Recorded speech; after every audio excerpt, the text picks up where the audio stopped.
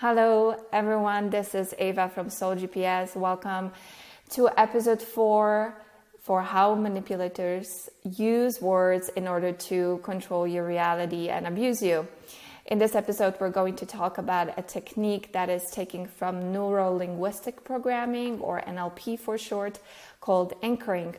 Anchoring is quite popular, and a lot of people use it, and it's meant to really be used for something positive, such as in therapy, for instance, which is what it was developed for originally.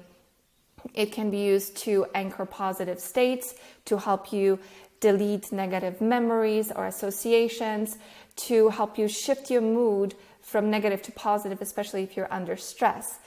So, and of course, manipulators use it too, and when they do, it is usually for negative purposes. It is stealth, it is covert, and again, like I said in my previous gaslighting video, if someone who knows about this and is using it consciously in order to enslave people mentally and emotionally, I don't have any other words for that person than that they are simply evil.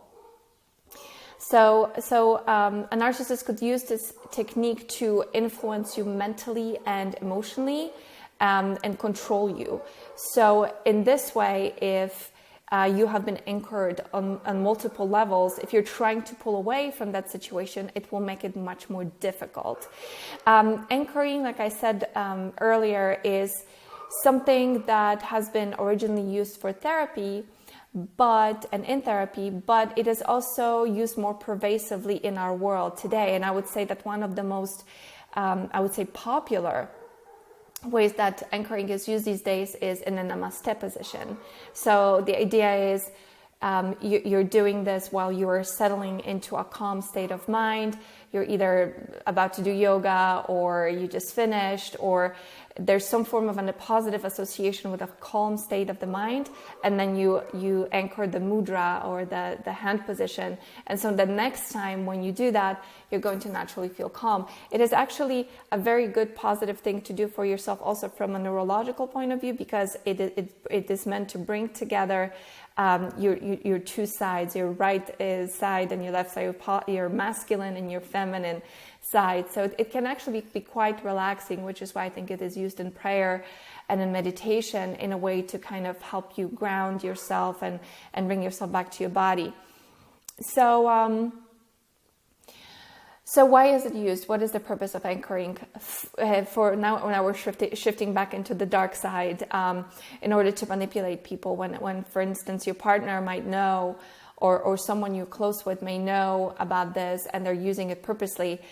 They do this because they will want to control your mental and emotional state, but also to be able to shift those states by literally pushing buttons, by literally touching you in a certain ways, or showing you certain things, or exposing you to a certain stimuli that they have anchored while you were in a state prior to it. They can use it in order to make you in order to make you believe that they are somebody that they're not. For instance, that they deserve your trust, or that they have high degree of social conscience.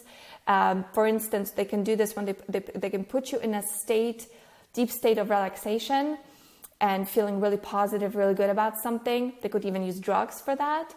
And then they will talk about the value of trustworthiness, or tell you stories about charity and how they've done this and that in their life. So you automatically associate your state with what they're saying, and then they can touch you in a certain way, or maybe they can wear a certain color shirt that will anchor that story. So next time they wear that shirt, or they will touch you again on your shoulder or somewhere, you're going to subconsciously be flooded with the memories of the conversations that you had, and associate that with trust, with social charity, with how great they are, and be put back in that state. So you can see how powerful this is. I mean, we humans, we can seem kind of rigid in many ways, but the truth is we're super malleable, and we have all of these different domains, from spiritual to mental, emotional, physical, that are all intertwined and interconnected.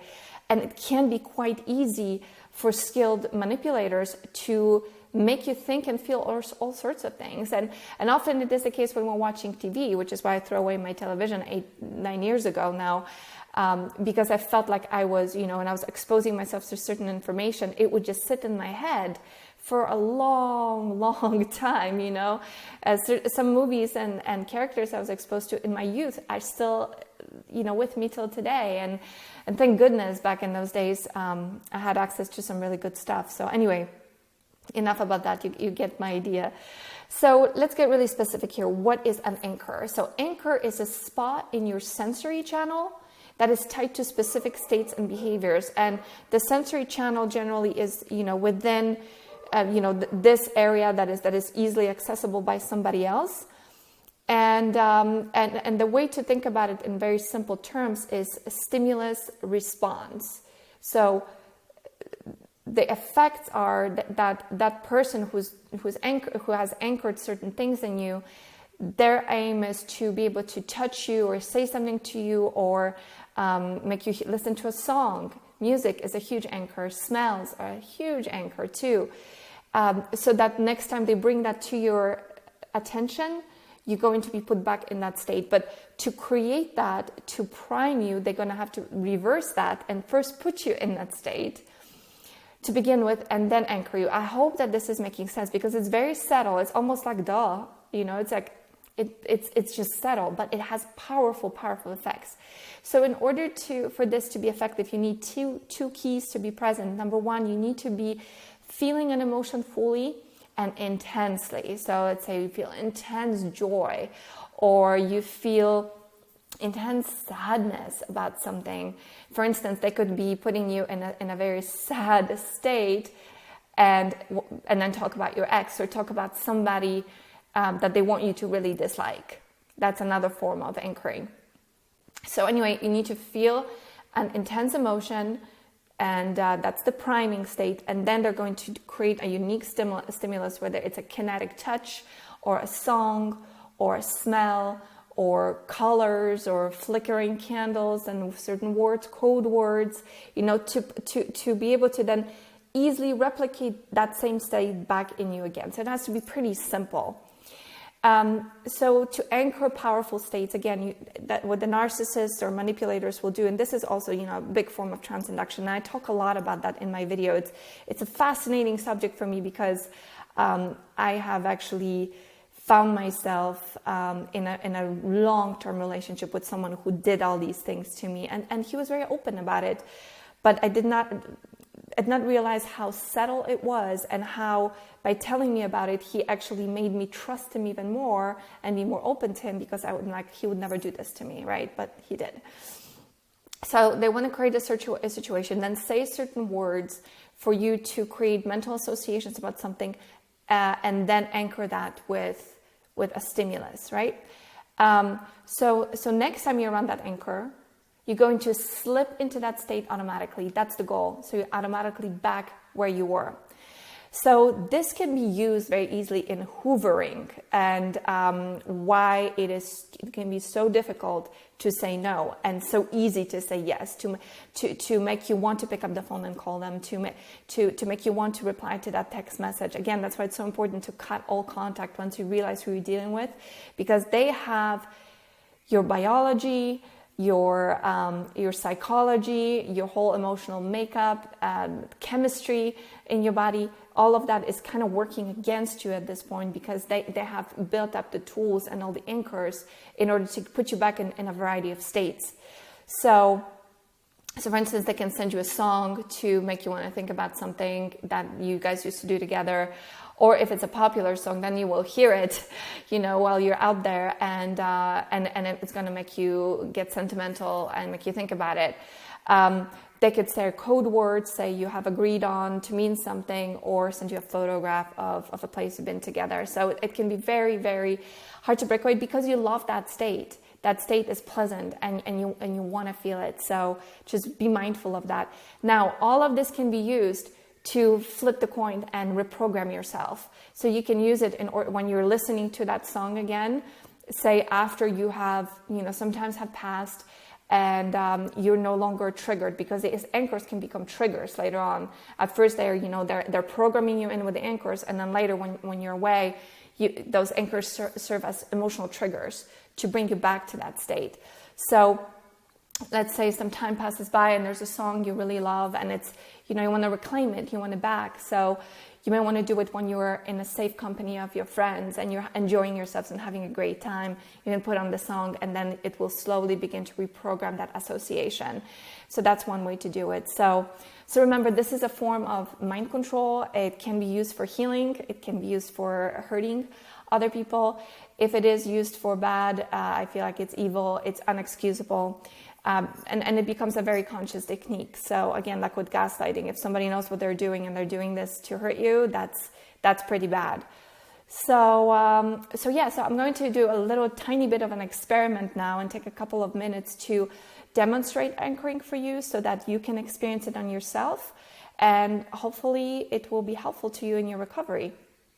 So if you don't want to do it, you can turn off this video right now and get on to number 5, which is going to be another form of NLP technique called layering, which I have experienced so much of in my life. And I really want to expose this because it's definitely could be used for intense crazy making and for nefarious purposes. So you can stop right now. And if so, I thank you for your attention and you can move on to number 5. Otherwise, stay with me. And what I would like you to do is go ahead and take a deep breath. Maybe close your eyes. And just let yourself feel your body and feel the energy moving through it. And I would like you to let yourself relax more and more at every breath. We can take about 2 or 3 breaths. Each one, you're going to be settling in a little bit deeper, feeling peaceful and calm, knowing you're surrounded by love and everything is just fine in this very moment. And I would like you to think about a time when you felt really good, and ideally I'd like you to go back as far as you can, maybe in your youth, maybe even when you were a child, walking through a meadow, or holding a hand of your loving parent, or being in the company of somebody you really love and trust, or maybe you're a teenager and you're spending time with your friends, you're on the beach. It has to be far away in a distance in the back so that it's not close to the more recent traumatic relationship you're trying to heal yourself from. So I'd like you to think of that time, and again, breathe deeply. Know you're safe. Feel yourself in your body. Feel the same sensations that you felt back then, because what's really important to realize is that there was a time when you were happy. There was a time when you were carefree. And you can go back there and you can bring that back to your present moment. And you can use it in order to create a foundation for a beautiful future for yourself, to have everything you need and everything you want in your life to be happy. As long as you're here on earth, it's never too late to create it.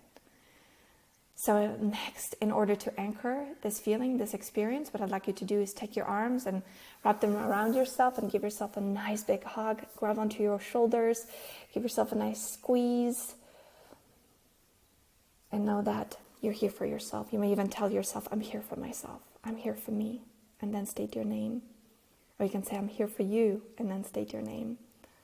Which is also a lovely way to create bridge between our higher self and our inner child. I'm here for you, and you'll be okay. So, go ahead and release your hands, and you can open your eyes. And hopefully you enjoyed this, and now you have an anchor that is tied in with a great memory, with a hopefully calmer state of mind. So next time the memory's calm, you're in a flashback, you can just stop in your tracks and give yourself a quick hug, quick squeeze, take a deep breath, and it may help you transition from a state of high stress back to a state of more calm and connectedness. And these are great states to cultivate, because ultimately this is where you want to get to. You want to get to the place where you feel like you're your own champion, like you've got your back.